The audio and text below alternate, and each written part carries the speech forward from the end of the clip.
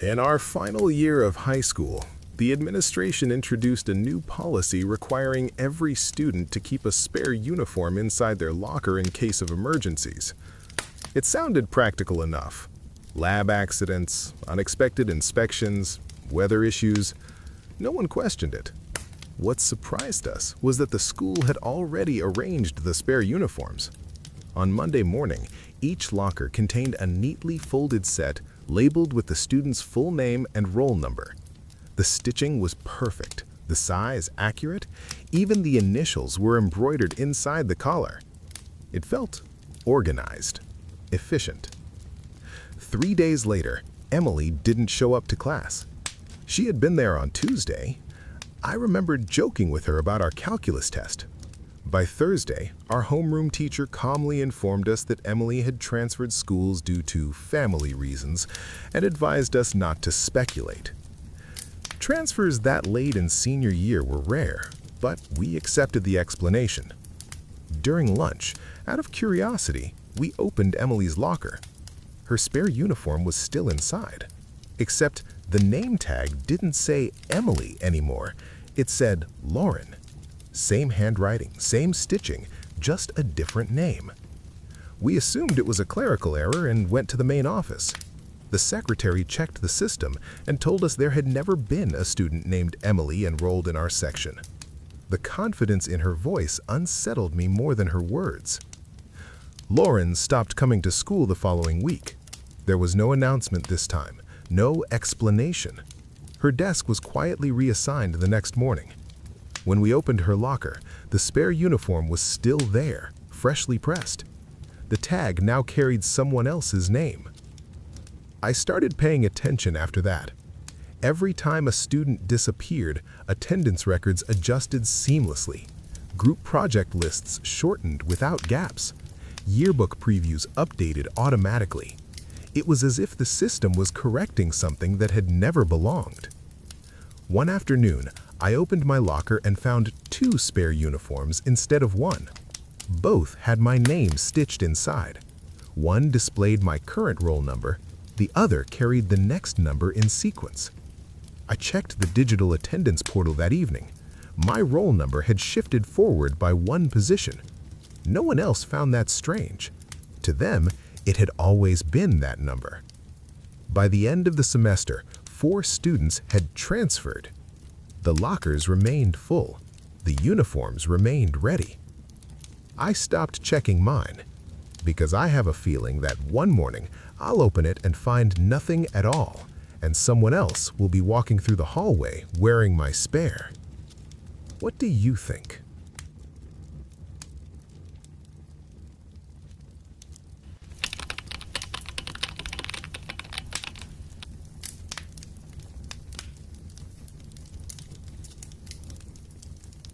I studied in the same school for 12 years, and nothing unusual ever happened there until our final year. It was the kind of place where everyone knew each other's habits, handwriting, and exam scores. That's why what changed felt impossible to ignore. In October, our class teacher announced that the official roll list had been updated.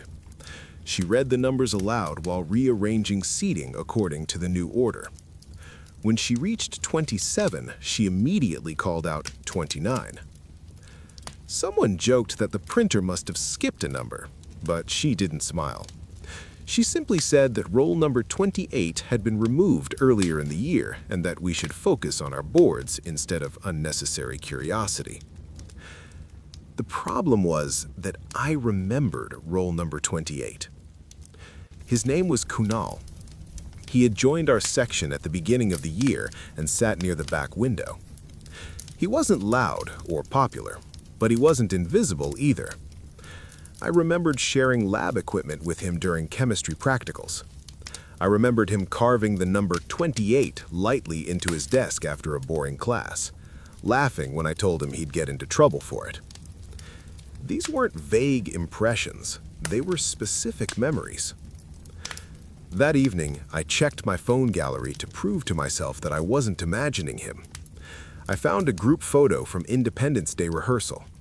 I stood in the middle, smiling, and to my right was an empty gap shaped almost like a person had been erased.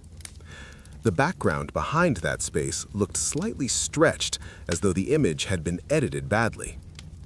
I showed it to my best friend the next day. She stared at it and told me there had only been 5 of us in that picture. I insisted there were 6. She looked at me the way people do when they think you're confused but don't want to say it directly. After that, I started noticing small things. Old attendance sheets showed no student between 27 and 29. Group assignments from earlier in the year listed only 5 names in my project group instead of 6. Even the class WhatsApp chat had no trace of Kunal ever being added.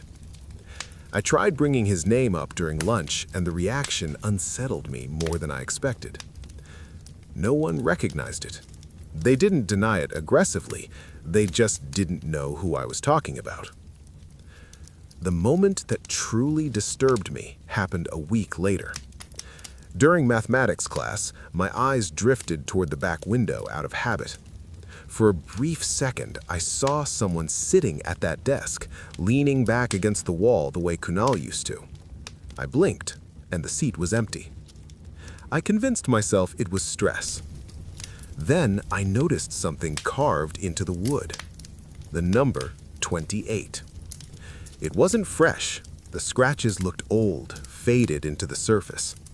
I ran my fingers over them after class just to make sure they were real. They were. Before our farewell ceremony, the board exam admit cards were distributed. I watched carefully as the teacher handed them out in sequence. Mine was 27. The next card she picked up was 29. There was no hesitation, no missing slip in between. When I looked at her, she was already looking at me. It wasn't anger, it wasn't confusion, it was recognition, as if she knew exactly what I was trying to remember and silently hoped I would stop. Over time, Kunal's face has become harder to picture. I still remember the desk near the window and the faint carving in the wood, but his features blur when I try to focus on them. Sometimes I wonder whether roll number 28 ever existed at all. And sometimes I wonder if the real reason the number was removed is because someone had to take its place.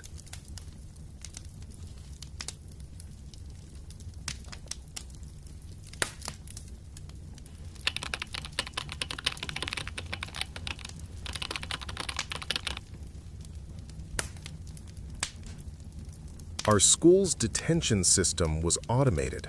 If you accumulated enough infractions, late arrivals, missing assignments, minor disruptions, you received a printed slip instructing you to report to room 214 after school. The slips were generated by software, so no one argued with them. One Thursday, I found a detention notice inside my locker. The reason field was blank. There were no recorded violations in the system under my name, but the slip looked official. It had the school logo, the principal's signature, and a barcode at the bottom. I assumed it was an error, but curiosity got the better of me. At 3:30 p.m., I walked to room 214. The hallway was unusually quiet, most students already gone. When I reached the room, the door was open. About 8 students were seated inside, all silent, all looking slightly confused. None of us recognized each other well. A man sat at the teacher's desk facing away from us. He wore a standard faculty badge clipped to his jacket, but I couldn't see his face clearly. He didn't explain why we were there. He simply asked us to take out a sheet of paper and write our full name and roll number. It felt procedural, not threatening. Halfway through the hour, he stood up and began collecting the papers one by one.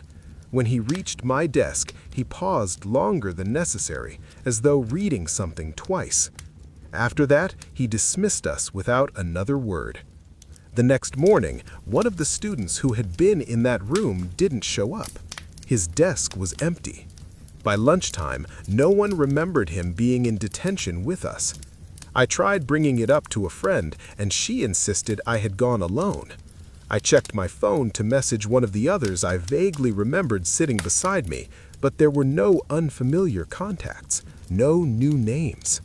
The school portal listed no detention session for that date.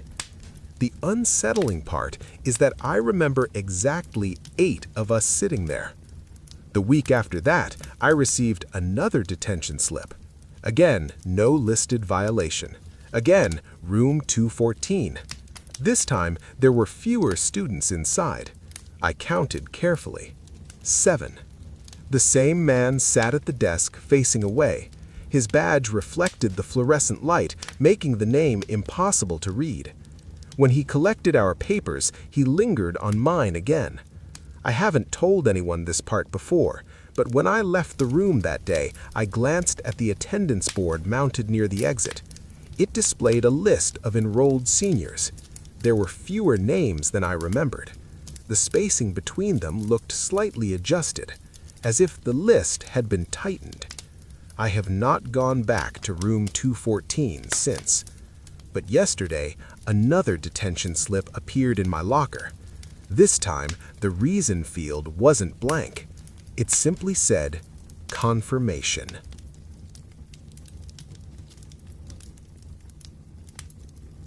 That's the end of tonight's stories. If any of them stayed with you, you know which one. Let me know in the comments. And if you want more stories like this, subscribe. I'll see you soon.